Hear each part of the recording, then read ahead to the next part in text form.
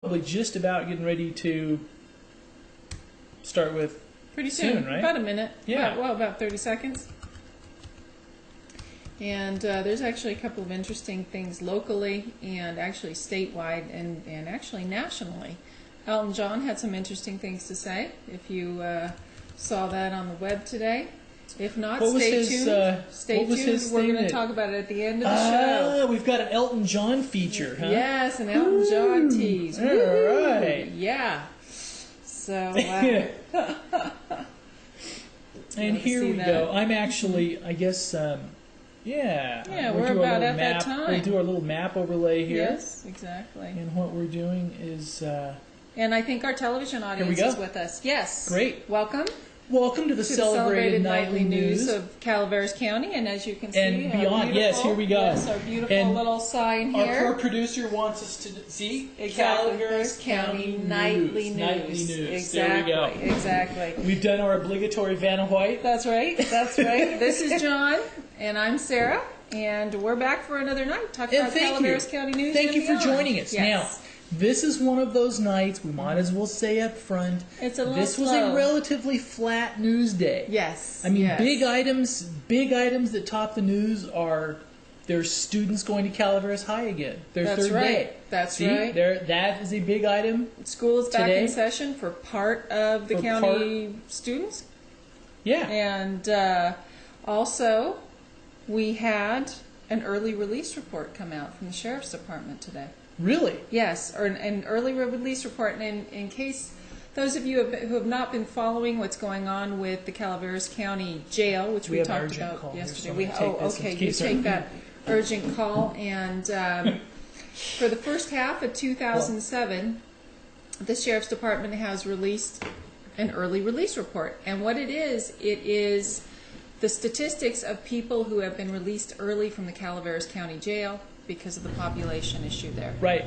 So, what's interesting is that 400 of 1,420 people who should have been in jail were released early. Wow. And usually that means they're just showing up saying we want to come in. Right. And they're not allowed to come in. And I think we may be having some technical issues again.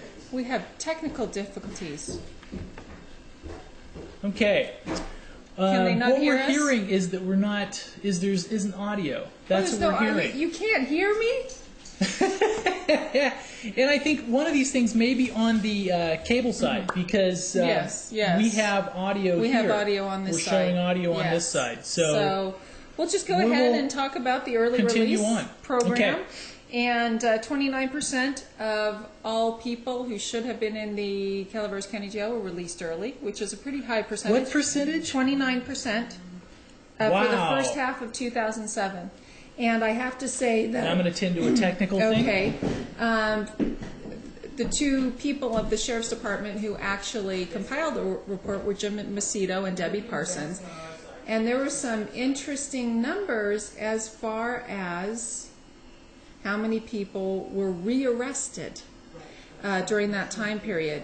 75 individuals, or 19%, were rearrested of that 400, which it's a pretty high percentage. 19% is pretty high. 21 inmates were rearrested once. 37 inmates were rearrested twice, and remember this is within a 6-month time period. 12 inmates were rearrested 3 times. 2 inmates were rearrested 4 times, and 2 inmates were rearrested 5 times, with 1 inmate was rearrested 6 times within that 6 months. So someone was rearrested essentially once every month during that six month time frame. So these numbers are sort of interesting when you look at the jail situation and really the need for our county to have a new jail. And those of you who didn't tune in yesterday, what happened yesterday is the Board of Supervisors approved a general obligation bond to go on the November 6th ballot to fund a new jail facility as well as a 911 dispatch operations center. See with these broadcasts, the cutting edge is we wear lots of hats. Yes, and I guess we do. We are having some audio issues on cable, so Sarah's going to take solo, and I'm going to play I'm going to play little tech guy here over here. So if he's going to be the little tech guy. So if I have my head down looking at my computer, it's not because I'm ignoring you. That's why. Now, part of the the bond presentation yesterday the Board of Supervisors had actually included a survey of 500 county voters, and all over the county they were geographically spaced out, and they interviewed 500 people. Data Trends, which is a company out of Santa Rosa, interviewed 500 people in the county, which was actually a very accurate and somewhat random sampling of county residents to find out what they thought about the county jail. And they also asked other questions about what they thought about taxes, how to fund the county jail, county departments. And it's interesting because what happened is the county residents had quite a lot to say, and they have these quotes at the end of the report as to what the county residents said. And did they quote? Oh, they quoted. What I found was very interesting about some of the data that was released in this survey was that 9 out of 10 voters in the county own property, which is a very high number. And of those 9 out of 10 voters, they have owned that property on an average of 16 years. Wow. Which is a lot. Long time ownership. And actually what was also interesting is the longer that people had been residents in the county, the more likely they would be able to know what was going on with the jail situation. So, but I wanted to talk about the quotes. The quotes that were given to these researchers when they were asked Are you sure? about... Yes, yes. And as far as alternative funding ideas for the jail and the 911 operations center, people had some interesting quotes. And one of them was, with all of the residential and other construction taking place, funding needs for a jail should have been and now should be the responsibility of contractors besides taxpayers. Contractors have destroyed habitats with golf courses for the wealthy. Whoever builds these shopping centers and other buildings should take the responsibility for the growth and progress. So that's sort of an extreme one side of the spectrum.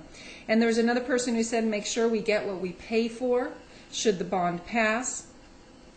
Another one said, vote for money per acreage, not per parcel, because some people have a lot more than others. So that's a way to actually gather more revenue.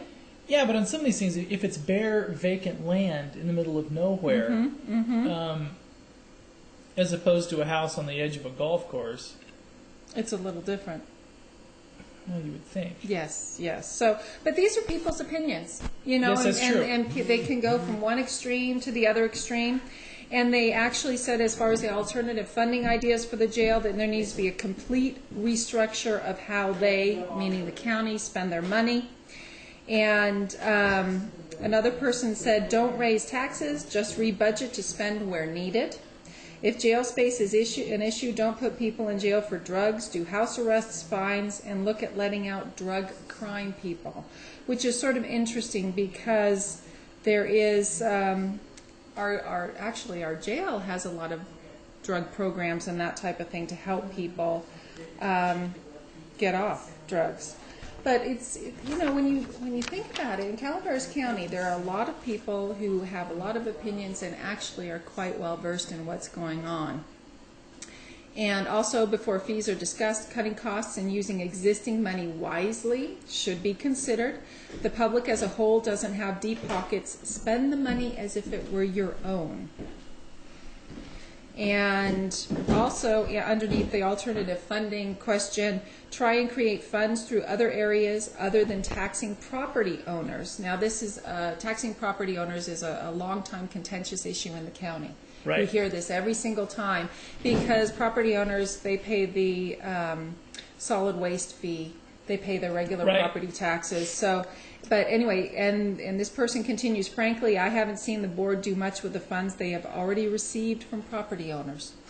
So that was an interesting little aside. Don't you think a little bit on this is there's a disconnect between how people, well, I guess, think that the county government has been fiscally responsible with their money, and if they've gotten their money's worth in the past. True. Separate from... There's a little bit of a hangover. Yeah, I mean, but separate from irregardless of all that, do we still need a jail? Yes. And I think the problem is if you're looking at a lot of this stuff, at least as I see it, and correct me if I'm wrong, is that yes, there's been some waste. Yes, there hasn't been quite as much, fiscal responsibility how we would like it. That goes without saying. But that's government. the problem is if we don't get a jail built, you're going to have other issues as this report absolutely. that are going Absolutely. to overreach. Because I think, yes, just we're going to have to get the jail done and then go deal with the other things. what you feel about county government afterwards. This rearrest after early release, 19%, 75 of those people who were out on early release were rearrested within the 6-month period.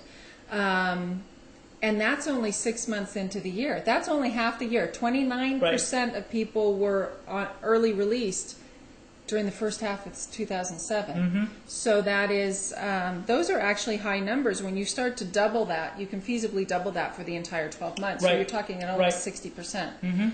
And that's a lot of people. But it's people actually had their comments about county departments as well, county department issues. And one of them was they should straighten out the building department. It's inefficient. Right. And that department has had its issues, as most people in the county know. And let me see what else I marked off here.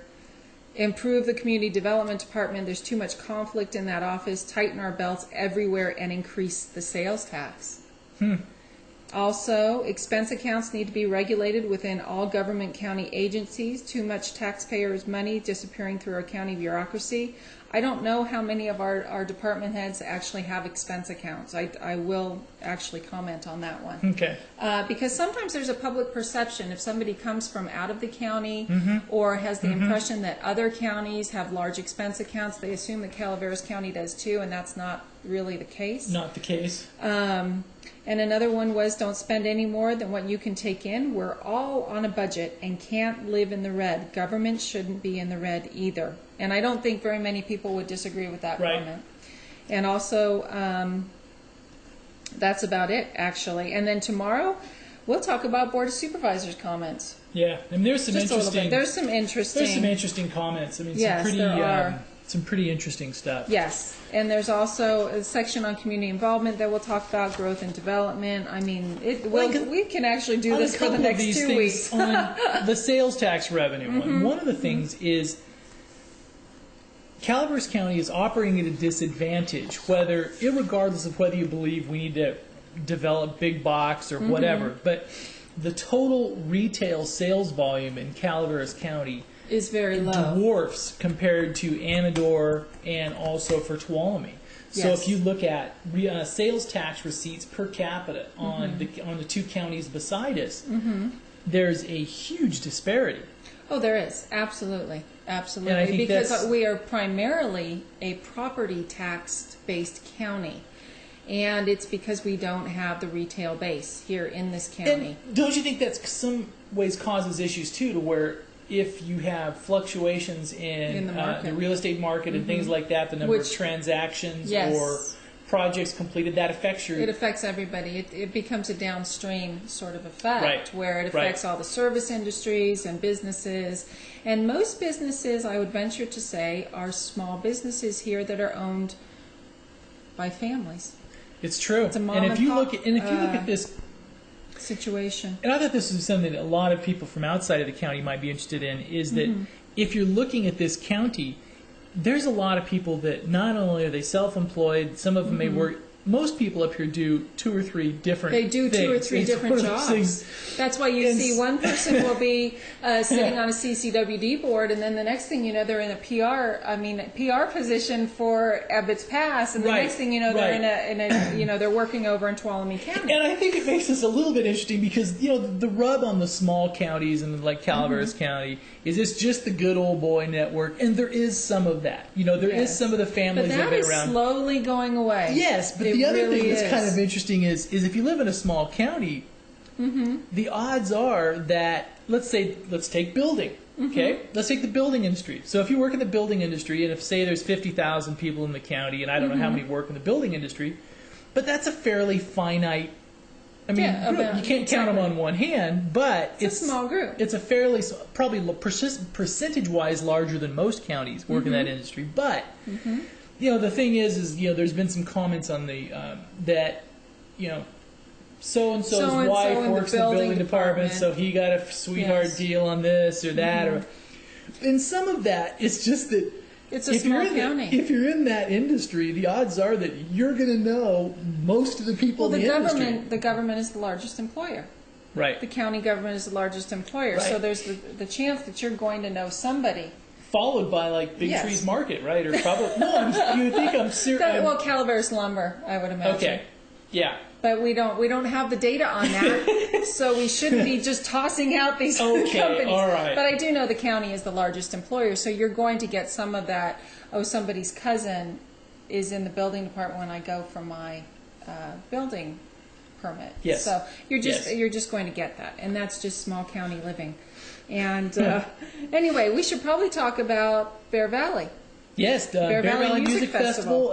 Tonight is the Pops concert, and we will be broadcasting at least one night from up there live next week. Yes. This week, as you can see, because I think on cable you're probably watching us, and maybe we should have like subtitles tonight because I guess you're having audio issues. Audio And issues, yes. what I was doing off the side is I did test the web feed, so the web feed is fine. So it is an issue with the connect into. Yeah, so hopefully you'll come in just a minute. Hopefully, we shall see.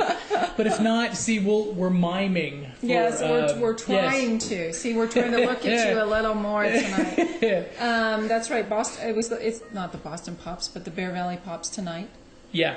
And actually, Bear Valley Young Musicians Camp starts next week, which is a fabulous it's not an event, but a fabulous camp that actually runs parallel to the Bear Valley Music Festival. There's a camp that's on the shores of Lake Alpine, and it's for children, music students ages 11 to 17. They have to try out for this particular camp, and it's just absolutely fabulous. These young people are really talented. They work with the Bear Valley Music Festival, musicians that come in, and it's a fabulous opportunity. So, not this year, but if you have a child between the ages of 11 and 17, who's good at their instrument, wants to go to a camp next year, this would be, I would say, the camp to send them to. They're just, it's fabulous. It really is. And also up at Bear Valley on this, I know we're about a few days away from all of our we'll tell you what to do stuff. But I thought it was kind of interesting is there's a free guided wildflower hike planned. This Sunday. Yes. So if you're up there. Well, it's beautiful this time of year. It is. You know, and it's a nice thing where you drop about 20 degrees typically going up there, which a nice like right now, would be a really good thing. Good thing. And I'm perspiring more than usual because I don't like technical problems. Because we were so proud of ourselves that we had all of our little audio stuff all dialed in. Stuff dialed in yesterday. And so now we lost all of it for cable tonight. Yes. But our web people can still see us. Yes. Also, Jenny's Kitchen, Jenny Baxter, our Martha Stewart of the Mother Lode, actually has new recipes on the site. And she actually just returned from Jackson Hole, Wyoming, where she was visiting friends, and she brought home Elkhorn buffalo steak recipe and a Bondurant double cornbread recipe for us all to try. Okay. So, that's on the site. That's way too highfalutin for me. Is it? Well, you're a carbitarian. That's true. Yes. No, yes. I will try that. Well, actually, you would like the cornbread then, wouldn't you? Yes. Yes. Very much so. That's like natural carbohydrates there. And there's some interesting things going on the state front. Let me pull up my little slow computer page here.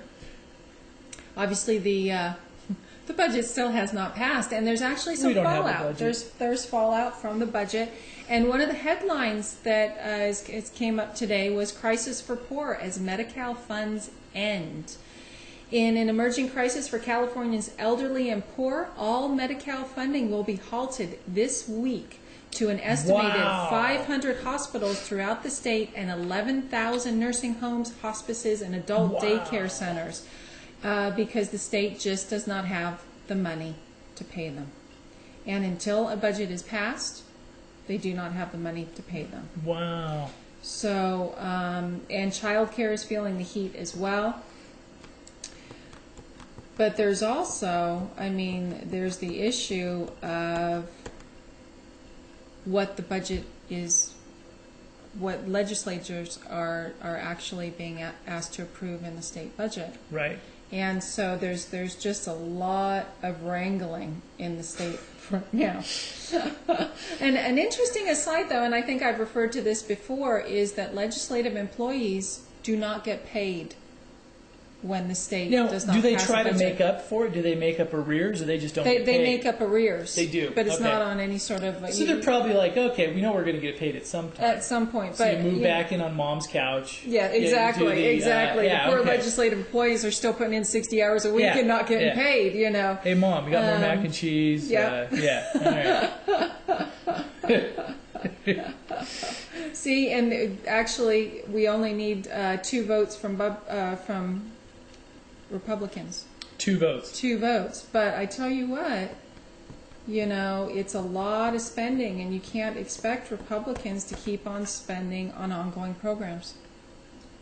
Yeah. And expanding, like the healthcare, expanding ongoing programs. Right. And some of them have come up with these fabulous ideas to take care of these ongoing programs, but they've been largely ignored. So what do you do? Anyway. Well, any estimates on when it'll get passed? No. What's the record? You know, I can't remember what the record is. When I worked for the state legislature, it was 6 weeks late, 8 weeks late. Yeah. It was amazing. So And how that many- was a couple years in a row. How far are we out now? 4 weeks. Oh, only 4 weeks. Yeah, it's Oh, it's only a 4 month weeks. late. Oh, that's not even. But this was interesting, I thought. Now, those of you who follow San Francisco politics, strip clubs and gambling interests across California provided nearly 10% of the $455,000 that Assemblyman Mark Lano has raised in his bid to oust State Senator Carol Migden in next year's Democratic primary. Wow. Now, these two are interesting to watch, and they're both San Francisco Democrats. And that will be a very interesting race to watch, to say the least. Yes. Yeah. So, despite the fact the budget has not been passed, they're all out there campaigning, doing their little political stuff. So that's their job. That's their job. And it's in this kind of endemic of politics right now, because all the interesting, everybody's all excited about the change in the Congress. But then if you look at the approval range, the approval ratings, still dismal. they're just dismal. They're dismal. I mean, just dismal. The American public does not trust its legislative members at all. And I guess, should we do a couple minutes on national? Sure. You're doing the bridge falling? Oh, yeah. This is just, horrible. and this is one of those things, if you see the pictures of it, the entire span of 4-lane interstate bridge over the Mississippi fell in, collapsed. Yes, yeah. During the evening rush hour, when there's vehicles, tons of twisting and crashing into the water. It's just dozens of vehicles are scattered and stacked on top of each other amid the rubble. So it's not a good situation. It's so it's nothing more to say that you would care to hear from us. But exactly. It's just. And I'm sure you'll find out a lot about that from the other news outlets as well. So, on to a little bit of lighter news. Elton John. Yes, Sir Elton. Sir Elton says we should close down the internet for 5 years. And why does Sir Elton think we should do that? Because he thinks the internet has adversely affected the arts. Because he said, Pete, instead of getting together and making music or pursuing artistic endeavors, people are staying at home and they're doing their little thing on their computers, which is stifling creativity and new artistic endevers. So he thinks we should close down the internet for 5 years. How you do that, I have no idea. So we're hurting Sir Elton here? Yes. I didn't. This is definitely not an artistic endeavor. endeavor. That we were hurting Sir Elton. I had no idea. Yes. Oh, and also, apparently, fans are upset with Beckham. I think David they should Beckham. be. We talked about this a little bit before we went on. Yes, exactly. He has an ankle injury, but for the money he's paying and supposed to be the ambassador for soccer in the U.S., we think he should show up and wear his tiara to the crowd. And they do could the pay wave. us even $100, Yeah, and we wave to the do crowd. the tiara wave. I mean, I think that's one thing that. And apparently, he's still getting paid his millions, and apparently, it's what, a $250 million contract over the whole 5 years? Is it 5 years? Yeah. And he's not even showing up to the games because of the injury, and fans are very upset. I think they should be on that because I think he should be Very showing upset up whether he about can, do it or not. And also, this is for Amtrak riders. Yes. That if you're, to try to get their approval ratings up and increase riderships, they're offering free booze. Free booze. Free booze on Amtrak. So there you go. They already have the party trains, so now over in Torino. So I guess this is is just an extension of that. And I will read a paragraph. Amtrak is trying to gin up new business by offering $100 in free alcohol to customers on some overnight trains. $100? $100. Oh my gosh, that's a lot The of NASCAR money. Passenger Rail Company is making an unusual offer to promote a new high-end service being offered on a trial basis for certain sleeper trips. Well, actually, they're just trying to put them to sleep. Yeah, that way I guess so. Yeah. Members of guest can get equivalent of $100 per person credit for alcohol between November and January. So, wow, that's quite a bit. And So there you go. actually, in other travel-related news, apparently American Airlines is looking at putting Wi-Fi on their planes. But they will charge you for this service, and as you know, they almost charge you for your peanuts now. So this is a difference in technology. One is the railroad is not offering Wi-Fi, but they're offering to get you drunk. Yes. Right? For free. For free. But we don't have Wi-Fi, but don't worry about it. You won't be worried about it. You won't be worried about it. The airlines will offer you Wi-Fi for a cost and then charge you for your alcohol as well. Yeah. So apparently they're not releasing. They're just American Airlines is just in the testing phase right now, and they're not releasing the cost of this service until they get it actually operational, functional in some of their planes. So that should be very interesting. Yes. I think we'll just, I wouldn't take advantage of any of them, either of them actually. Yeah. Now also come up today is a new fishing report. Okay? New fishing report for the Highway 4 corridor, and we also have one posted on the site for Maloney's as well. But this way, the North Fork of the Stanislaus has been slow due to warm weather. This is our sports section. Yes, okay. Be prepared to hike if you want to have any success. Bait casters try split-shotting crickets, inflated night crawlers, gulp eggs, gulp night crawlers. Lure casters should try panther martin spinners and rappellas. Fly fishermen should have access using woolly buggers. Holy moly. And I think that's the first time we've said woolly buggers on the news, don't you think? I think so. It is. Oh, yes. Nymphs, hoppers, crickets, mayflies, and stimulators. I'm not a fisher person, so I don't know anything about that. Yeah. So if you're fishing, take your woolly buggers. That's right. Okay. Make sure you take your woolly buggers. Yes. And hopefully our cable audience actually can hear us by now, because it's weather time. It is weather time. It's weather time. Arnold weather. Tonight, mostly cloudy at a low of 66 degrees. Thursday, 20% chance of isolated thunderstorms at 92 degrees. Friday, sunny at 92 degrees. Saturday, 87 degrees in Arnold. There we go. Yep. And also for Bear Valley. So if you're up there at the music festival, it is isolated thunderstorms, 20% tonight, low of 54. Tomorrow, a high of 80, low of 52 tomorrow night. High of 79 on Friday, a low of 51, a high of 76 on Saturday. So just really nice perfect weather. Okay. And my computer screen has completely It has? frozen, Uh-oh. so I'll go Right, over to Murphy's weather, And actually. Murphy's. Do you want a lump? We'll do separate. We'll just do them All separately. Right. And it is hot Thursday, 100 degrees in Murphy's. Thursday night, mostly clear at a low of 65 degrees. Friday, hot again at 100. And Saturday, a little bit cooler at 95 degrees. You know, and also for Angels Camp, I think we're getting ready pretty close for our cable audience to clip out. And so we'll do our Angels Camp, San Andreas, Valley That's right. Springs. These are all within a degree or two. Yes, they are. So 96 degrees on Thursday, 96 degrees on Friday, and 90 degrees on Saturday. Nice, very nice. Very, very nice. Thank you much for joining us. We really appreciate it. Tomorrow I was looking at some of our web stuff. Yes. Now, this last week we've had 23 visits from Zurich, Switzerland. 23. That's not random. That's not just one. You know, you can get one, but 23 visits from Zurich. We should say good night to our cable audience officially, though. Good night. Good night. Thank you for joining us. Thank you very much. Exactly. And for our web audience, we'll talk about that a little bit tomorrow, right? As We will. far as our Zurich numbers in Zurich and people who are visiting us, Bangor, Maine. We always Maine. get a little visit from Bangor, Maine. And it's kind of interesting. The web is a very different and interesting animal. That it is, and fun. Yes, And thank you very much. definitely. Good night. Thank you.